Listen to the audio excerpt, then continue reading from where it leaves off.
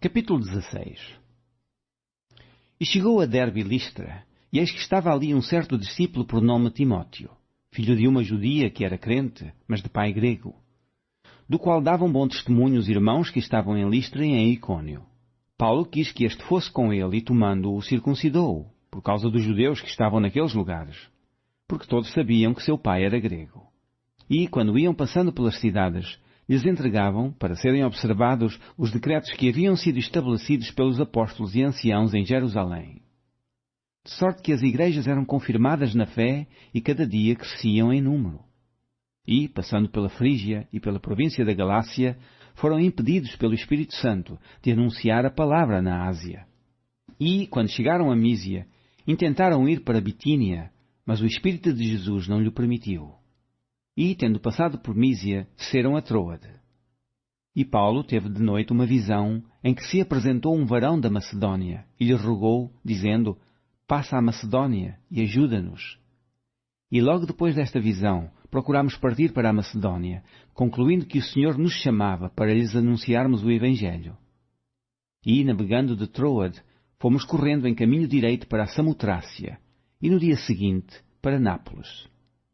E dali para Filipos, que é a primeira cidade desta parte da Macedónia, e é uma colónia, e estivemos alguns dias nesta cidade.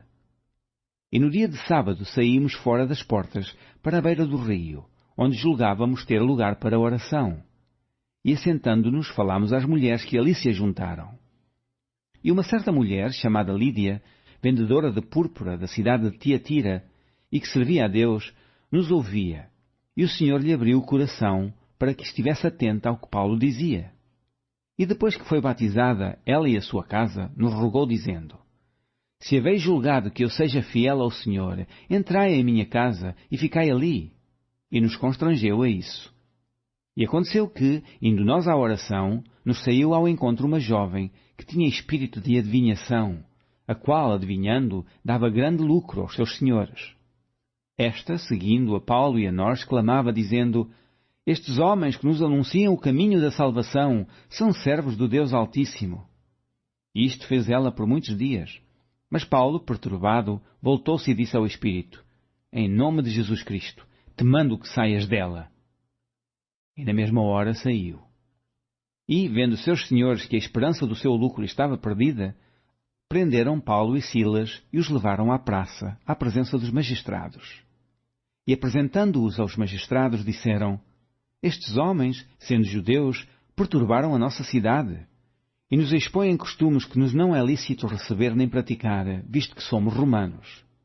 E a multidão se levantou unida contra eles, e os magistrados, rasgando-lhes os vestidos, mandaram açoitá-los com varas.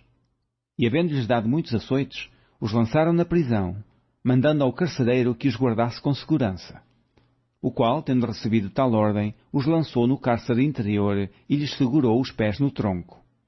E, perto da meia-noite, Paulo e Silas oravam e cantavam hinos a Deus, e os outros presos os escutavam. E de repente sobreveio um tão grande terremoto que os alicerces do cárcere se moveram, e logo se abriram as portas e foram soltas as prisões de todos.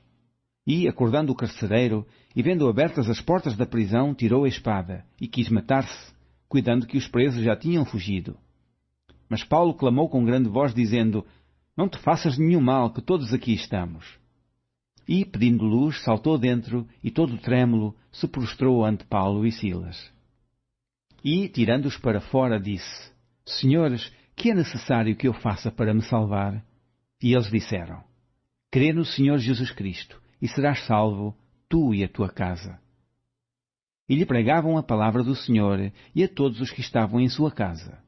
E, tomando-os ele consigo, naquela mesma hora da noite, levou-lhes os vergões e logo foi batizado, ele e todos os seus. E, levando-os à sua casa, lhes pôs a mesa e, na sua crença em Deus, alegrou-se com toda a sua casa. E, sendo já dia, os magistrados mandaram quadrilheiros, dizendo: soltai aqueles homens. E o carcereiro anunciou a Paulo estas palavras, dizendo: os magistrados mandaram que vos soltasse. Agora, pois, saí e ide em paz. Mas Paulo replicou: açoitaram-nos publicamente, e sem sermos condenados, sendo homens romanos, nos lançaram na prisão, e agora encobertamente nos lançam fora? Não será assim, mas venham eles mesmos e tirem-nos para fora. E os quadrilheiros foram dizer aos magistrados estas palavras, e eles temeram, ouvindo que eram romanos. E, vindo, lhes dirigiram súplicas, e tirando-os para fora, lhes pediram que saíssem da cidade. E, saindo da prisão, entraram em casa de Lídia, e, vendo os irmãos, os confortaram, e depois partiram.